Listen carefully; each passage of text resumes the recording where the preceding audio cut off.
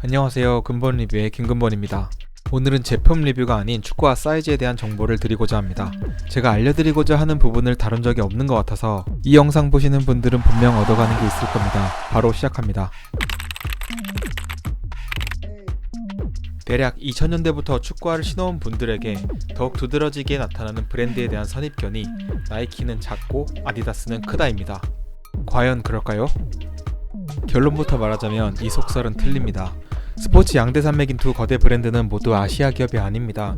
당연히 사이즈는 서구권 방식대로 제작됐을 것이고 그걸 밀리미터로 환산하는 동안 각자의 방식에서 차이가 발생됩니다.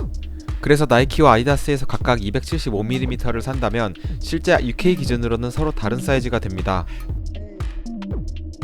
그래서 밀리미터 단위로는 같은 사이즈인 줄 알고 사더라도 나이키에서 아디다스보다 0.5 작은 신발을 사게 되는 겁니다. 그래서 나이키는 반업한다 혹은 아디다스는 5mm를 줄인다 등 다양한 방식으로 각자의 정 사이즈를 알고 계시겠지만 브랜드마다 사이즈를 외우지 말고 그냥 밀리미터 사이즈를 잊으면 됩니다. 대신 사이즈를 UK 기준으로 무엇인지 먼저 찾아보고 각 브랜드마다 대입해서 신어보면 제 경우 모두 잘 맞았습니다. 그렇다면 같은 브랜드 안에서는 사이즈가 모두 같을까요? 이 또한 틀립니다. 슈땡이라는 앱에서처럼 발 사이즈는 다양하게 측정되는데요.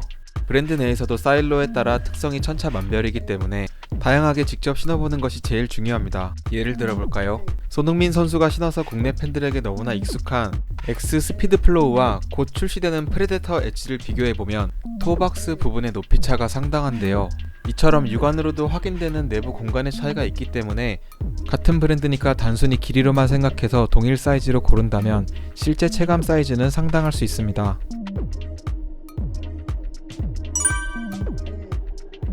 다음으로는 축구화 사이즈 고르는 3가지 팁에 대해서 말씀드리겠습니다. 첫째로는 발 모양 확인, 둘째로는 발볼 체크, 그리고 마지막으로 기타 확인해야 될 사항에 대해 말씀드리겠습니다. 사람의 얼굴이 모두 다르듯 발 모양도 모두 다르고 또 변하기도 합니다. 내 족형은 무엇인지, 발볼과 발등 높이는 어떤지 등 단순히 사이즈가 아닌 내 발에 대해 잘 아는 것이 가장 중요합니다. 제 기준 발볼이 가장 좁게 느껴졌던 마지스타 사일로와 몇 년간 편하게 신고 있는 머큐리얼 시리즈를 비교해 보겠습니다. 축구화는 입체적이기 때문에 아웃솔을 보면 평면이 잘 드러나는데 보기 쉽게 바닥면을 그래픽화해서 겹쳐보면 겉보기와는 다르게 머큐리얼이 더 넓다는 것을 확인할 수 있습니다. 실제로 제가 넉넉하던 후기만으로 일본 직구에 썼던 A005는 예상보다 너무 좁았던 앞코와 중족부의 압박으로 좋은 가죽임에도 미련 없이 떠나보내준 적도 있었습니다. 다음은 그 밖에 주의할 점들입니다. 지난 TM49 터프 리뷰 영상 때 말씀드린 것처럼 모든 부분이 만족스러움에도 치명적인 단 하나의 불편함으로 저와 운명을 달리할 수밖에 없었던 축구화도 있었고, 지금은 단종된 팬텀 비전 2의 경우 타 축구화에 비해 뒤꿈치 각도가 굉장히 앞으로 쏠려 있어서 많은 뒤꿈치 테러의 주역이 되기도 했습니다.